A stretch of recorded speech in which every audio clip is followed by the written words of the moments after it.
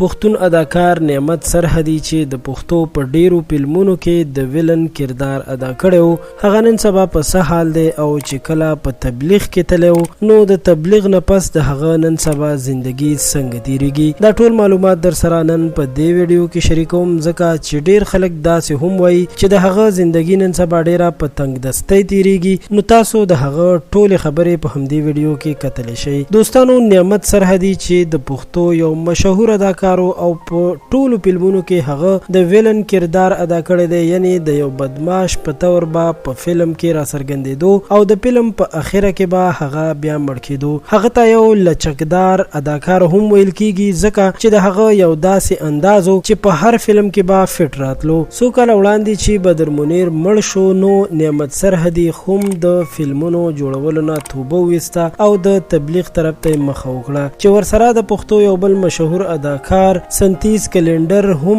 د تبلیغ اړخ مخه وکړه او د فلمونو نه توبه ویسته چې نعمت سرحدی اوس ډیر زیات خوشاله ژوند تیروي خو د هغه په باره کې داسې خبرې کیږي چې هغه ډیر زیات پریشان دی او په سختو کې ژوند تیروي نو دوستانو موږ د هغه ټول معلومات وکړل داسې هیڅ خبره هم نشته څنګه چې د خلک پروپاګاندا خوروي بلکې کوم خلک چې د الله په لار کې خپل ژوند تیروي نو واقعا چې د هغوی ژوند د خوشحالۍ او د سکون نه ډک وي او په یو نه یو طریقه هغوی ته د رزق وسایل برابرېږي ستاسو ټول ډیره مننه کوم چې تاسو موږ سره دا ویډیو تر اخره وکتله زموږ چینل خان کلیک در سره هم سبسکرایب کړئ تر بیا مو په لوی الله سپارم